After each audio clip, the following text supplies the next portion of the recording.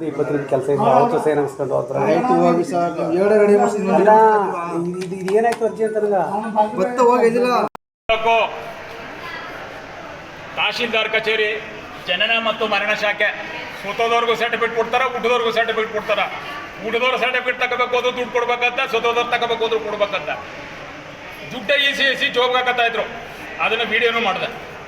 ಯಾಕಪ್ಪ ನೀನು ದುಡ್ಡು ಇಸ್ಕೊತಾ ಇದೆಯಲ್ಲ, ಇದು ಏನಕ್ಕೆ ಇದ್ದಾಗ ಫೀಜು ಅಂದರು. ಫೀಜು ಆದಮೇಲೆ ಸರ್ಕಾರದ ನಿಯಮಾನುಸಾರವಾಗಿ ಅದಕ್ಕೆ ರೆಸಿಪ್ಟ್ ಹಾಕ್ಬೇಕಲ್ವಾ, ರಸೀದಿ ಕೊಡ್ಬೇಕಲ್ವಾ ಅಂತ ಕೇಳಿದೆ. ಇಲ್ಲ ನಾವು ಒಂದ್ಸತಿ ಹಾಕತ್ತೀವಿ. ಅದೇ ಕೂಡಲೇ ನಾನು ತಹಶೀಲ್ದಾರ್ಗೆ ನಾನು ದೂರವಾಣಿ ಮುಖಾಂತರವಾಗಿ ಸಂಪರ್ಕ ಮಾಡಿದೆ. ತಹಶೀಲ್ದಾರ್ರವ್ರೆ ಈ ರೀತಿಯಾಗಿ ಈಸ್ಕೊಂಡು ಜೋಬ್ಗಾಕತ್ತವ್ರೆ, ಯಾವಾಗಲೂ ಒಂದ್ಸತಿ ಹಾಕಿದ್ರೆ ಯಾರ್ಯಾರು ಎಷ್ಟೆಷ್ಟು ಕೊಟ್ಟರು, ಇವತ್ತು ಎಷ್ಟು ರಸೀದಿ ಹಾಕವ್ರೆ, ಎಷ್ಟು ಅರ್ಜಿಗಳನ್ನು ವಿಲೇವಾರಿ ಮಾಡವ್ರೆ, ಎಷ್ಟು ಇದು ಫೀಜು ತೆರಿಗೆ ಇವರಿಗೆ ಬಂತು ಅಂತಕ್ಕಂಥದ್ದು ಗೊತ್ತಾಗದು ಬೇಡವಾ? ಇದೇನಿದು ವ್ಯವಸ್ಥೆ ಅಂತ ಕೇಳಿದಾಗ ನಮ್ಮಲ್ಲಿ ಆ ಥರ ವ್ಯವಸ್ಥೆ ಇಲ್ಲ. ಅದೇ ತಕ್ಷಣ ಅರ್ಜಿ ವಿಲೇವಾರಿ ಮಾಡಬೇಕಾದ್ರೆ ಅವ್ರಿಗೆ ರಸೀದಿ ಯಾಕೆ ಕೊಡಬೇಕು ಅಂತಕ್ಕಂಥ ಮಾತನ್ನು ಅವರು ಹೇಳಿದ್ರು.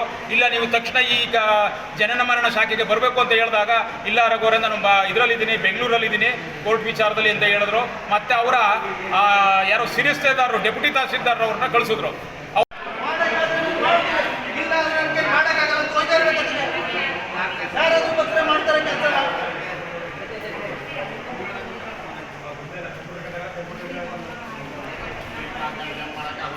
ಏನ್ ಮಾಡ್ರಿ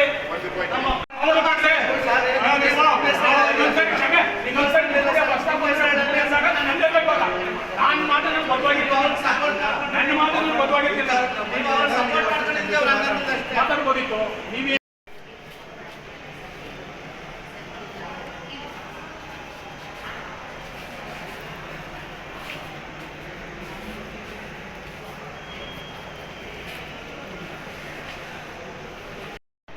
ಅಲ್ವಾ ನಾನು ನೀವು ಆನ್ಸರೇಬಲ್ ಅಧಿಕಾರಿ ಯಾವ ರೀತಿ ಮಾತಾಡಬೇಕು ಅದೇ ರೀತಿ ಮಾತಾಡಬೇಕು. ನಿಮ್ಮ ಅಧಿಕಾರಿ ತಪ್ಪಿದ್ರೆ ಸಾರ್ವಜನಿಕರಿಗೆ ಒಂದು ಹೇಳಿ ಕಳಿಸ್ಬೇಕು, ಹಿಂಗಿದೆ ಅಂತ ಹೇಳಿ ಕಳಿಸ್ಬೇಕು. ನೀವು ನಿಮಗೆ ಅಧಿಕಾರ ಕೊಡ್ತೀನಿ ಅಂತ ಬಯಸೋದೇ ಇಲ್ಲ. ನಿಮ್ಮ ಬಗ್ಗೆ ನಾನು ತಿಳ್ಕೊಂಡಿದ್ದೀನಿ. ಆದರೆ ನಿಮ್ಮ ವಿಚಾರದಲ್ಲಿ ಆ ಥರ ಆನ್ಸರ್ ಮಾಡ್ತೀನಿ.